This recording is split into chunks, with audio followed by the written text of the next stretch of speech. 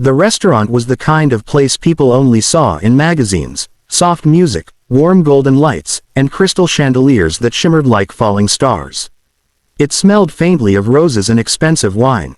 Waiters in black suits glided silently between tables, their trays carrying dishes too perfect to eat.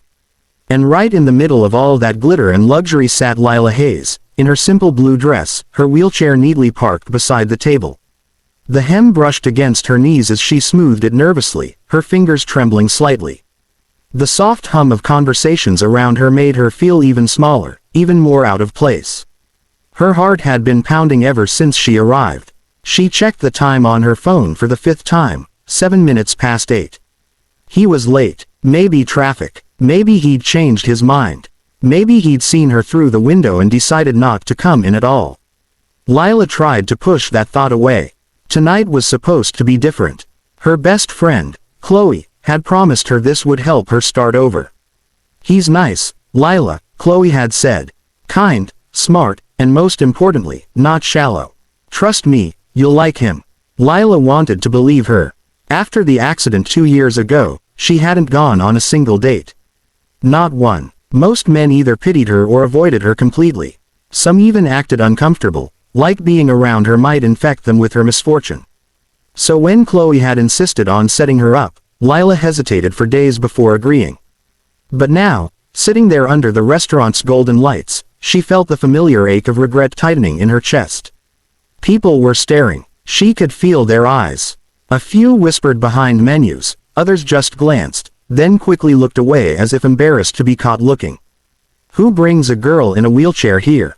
Someone murmured. Maybe it's one of those charity setups, another said, not even bothering to lower her voice. Laughter followed, quiet but sharp enough to sting. Lila lowered her head, wishing she could disappear into the floor. She hated that feeling, the one where every look felt like pity, every whisper like a reminder that she was different. She reached for her glass of water, her hand shaking slightly. The accident had left her body weak for months, but she had fought to regain every bit of strength she could. Physical therapy had been painful, endless, and humiliating at times. Yet she'd done it. She'd learned to move, to be independent again. But no amount of therapy could fix the way people looked at her. Lila. Her head snapped up. The voice was deep, calm, and surprisingly gentle. Standing in front of her table was a tall man in a navy blue suit that fit him perfectly, dark hair slightly tousled, eyes the color of a stormy sea. Why yes, she stammered, her voice barely above a whisper. I'm Lila. He gave her a slow, careful smile. I'm Ethan Cole. Her breath caught. She knew that name. Everyone did. Ethan Cole, CEO of Cole Industries, one of the most powerful business figures in the city. A man who rarely appeared in public without being photographed, a single father known for keeping his private life fiercely guarded. He sat down across from her, resting his hands on the table, studying her with quiet curiosity. You're not what I expected, he said softly. Lila swallowed. I hope that's not a bad thing. Before he could answer, a burst of laughter broke from the bar behind them. A group of young women were huddled together, their phones out, recording. One of them, the tall blonde in the red dress, was Chloe. Lila froze. Can you believe it? One of them whispered loudly, not even trying to hide it. He actually showed up. Oh my God, this is gold. Look at his face. He has no idea. I told you he'd come. Poor guy probably thinks it's a real date. The laughter that followed wasn't just cruel. It was cutting, humiliating, and loud enough for everyone nearby to hear. Lila's world tilted. Her stomach dropped. The blood drained from her face as realization hit her. This wasn't a real date. It never was. It was a setup, a joke, a cruel game designed for someone else's entertainment. Her hands gripped the edge of the table. She couldn't breathe. She wanted to vanish, to roll away, to hide from the dozens of eyes now watching her, waiting for her reaction. Ethan turned slowly, his jaw tightening as his gaze landed on the laughing women. What did you just say? His voice was calm, but there was a dangerous edge beneath it, like quiet thunder before a storm. The laughter died instantly. Chloe looked frozen, her smirk faltering. I didn't mean, she started, but Ethan raised a hand, silencing her. He looked back at Lila, his expression softening in an instant. You didn't know, did you? Tears welled in her eyes. She shook her head, unable to speak. For a long moment, Ethan just looked at her, then at the room full of staring faces, at the waiters frozen in awkward silence, and at the women who still clutched their phones, guilty and embarrassed. Then he stood up, walked to her side, and with quiet authority, pulled out the chair across from her. He sat down again and gestured for the waiter. "Good evening," he said calmly. "We'll start with the chef's recommendation, please." The waiter blinked in confusion, then nodded and hurried away. The restaurant had gone silent, every pair of eyes watching. Lila looked at him, stunned. "You're staying," she whispered. Ethan's lips curved into a faint smile. "Of course, why wouldn't I?" She blinked rapidly, unsure what to say. "Because this was all a joke. You don't have to." "Lila," he interrupted gently, "you didn't do anything wrong. They did, and I don't let other people decide who's worth sitting with." Something inside her cracked open. She hadn't realized until that moment how much she had needed to hear those words. He leaned back slightly, his tone soft but firm. "Let them watch. They'll get bored eventually." The group of women by the bar lowered their eyes. A few quietly slipped out, realizing their cruel prank had backfired spectacularly. Ethan poured her some water, his movements calm, unbothered. "So," he said, as if nothing had happened, "tell me about you, Lila Hayes." She hesitated, her voice trembling. "There's not much to tell. I don't believe that," he said with a small smile. "There's always something to tell." And somehow, despite everything, she found herself talking. About her art. About how she used to paint landscapes before the accident. About how she now painted from her apartment, selling small pieces online to cover rent. Ethan listened. Not politely, not distractedly, but with genuine attention. His eyes never wavered. When she mentioned the car accident, he didn't flinch or pity her.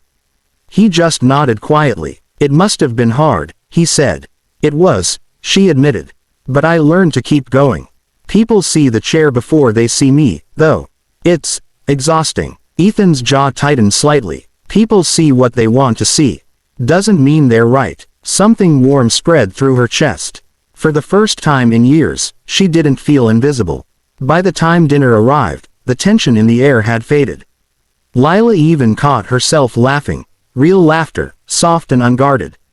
Ethan's dry humor surprised her. He told her stories about his son, about how the boy insisted on wearing superhero costumes to school. When the waiter came to clear their plates, Ethan ignored the curious glances and reached across the table. His hand brushed hers, firm but gentle. "You shouldn't let anyone make you feel small, Lila." Her heart stumbled. "I try not to." "Try harder," he said quietly, his gaze unwavering. "Because you deserve better than this world's cruelty." Lila swallowed the lump in her throat. She had come to this restaurant expecting to be humiliated, and somehow, she had found kindness instead. When he stood to help her out at the end of the evening, she realized every head in the restaurant had turned to watch. But this time, she didn't care. Not one bit. He guided her to the exit, matching his pace with hers. Outside, the night was cool, and the city lights glowed like scattered diamonds on wet pavement. "Lila," Ethan said softly as he opened the door to his car, "you deserve someone who sees you, not your chair, not your scars. Just you." Her voice trembled. "And you, what do you see?" He met her gaze, eyes deep and steady. "I see someone stronger than anyone I've ever met." The city outside her apartment window glimmered in shades of silver and blue, and for the first time in years, Lila didn't feel like an outsider looking in. That night after the blind date, she hadn't been able to sleep. Every time she closed her eyes, she replayed the scene, Ethan sitting across from her, calm and unshaken, his deep voice cutting through the laughter that had once terrified her. No one had ever defended her before. Not like that. By morning, her phone buzzed non-stop with messages. Some were apologies from Chloe and her friends, half-hearted, forced, meaningless.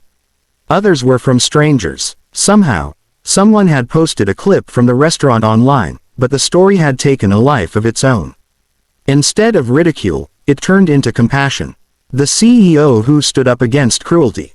The date that silenced bullies. People flooded her inbox with words of encouragement.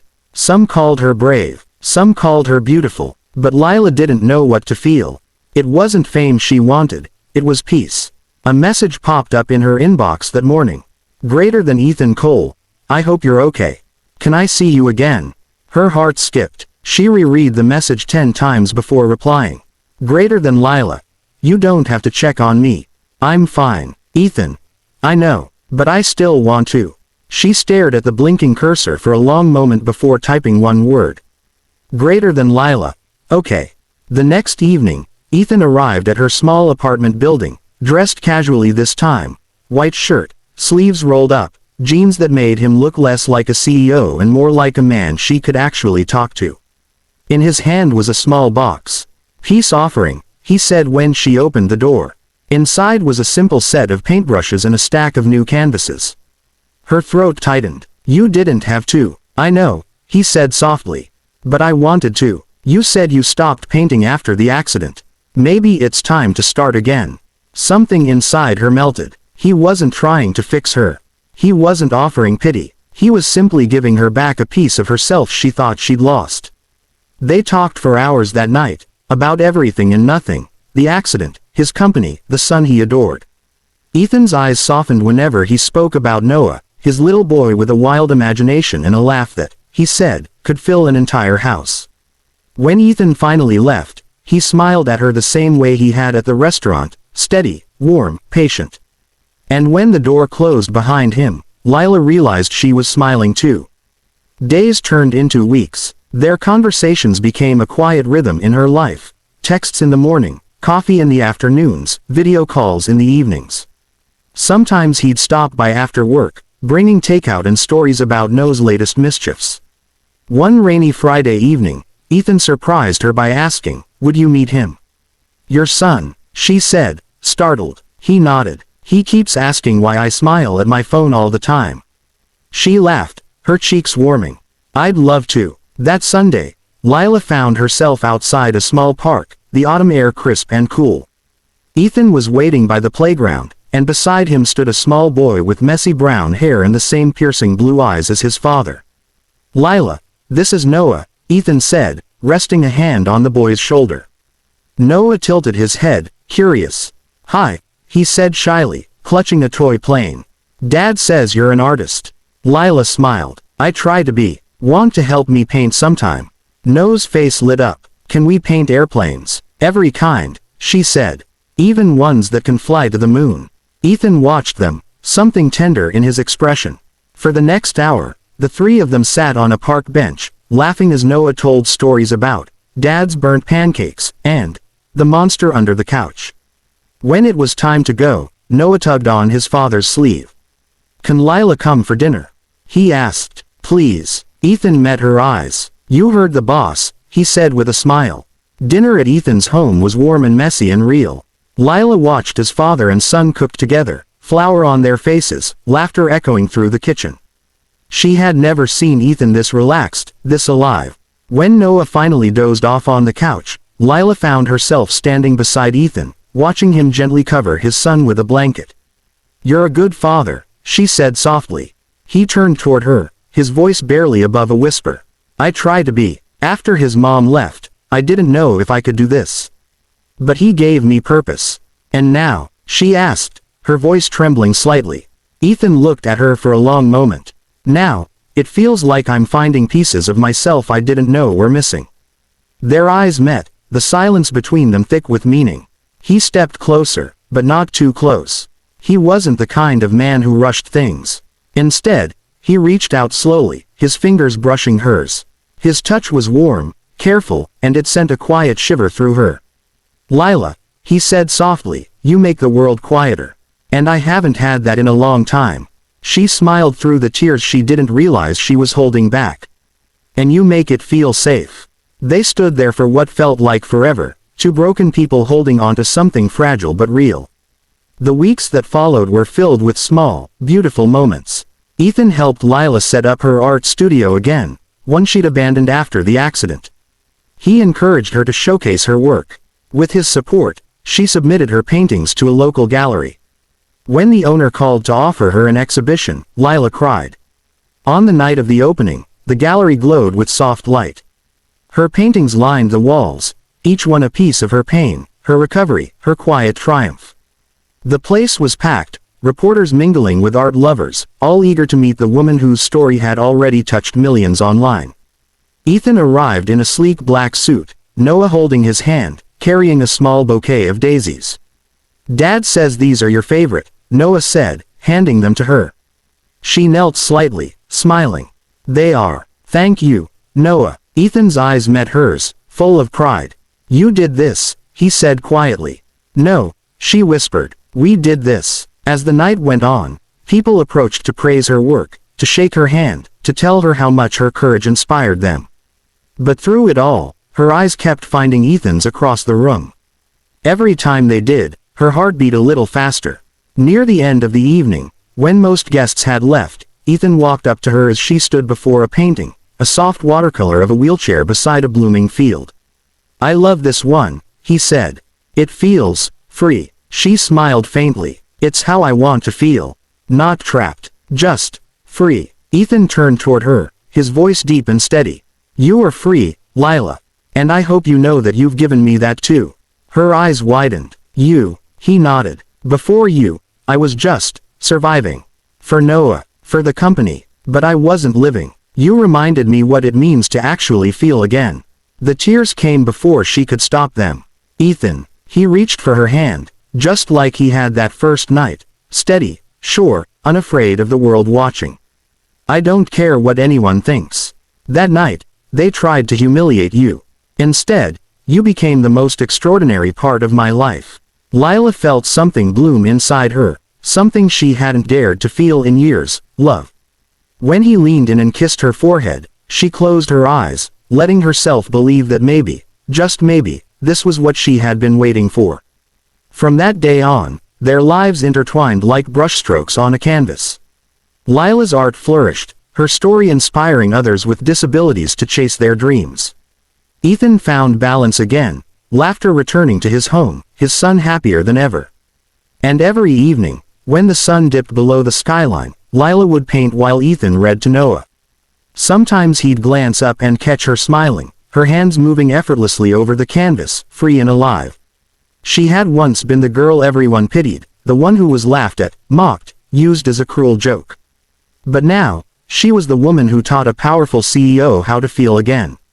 And when people later asked Ethan what had drawn him to her that night, what made him stay, he would always smile and say, "Because when the whole world laughed, she held her head high." And that's the kind of woman worth taking by the hand. And he never let go. For the first time in a long, long while, Lila smiled without fear. She didn't know it then, but that night, the cruel joke that was supposed to break her, was the night that would change everything.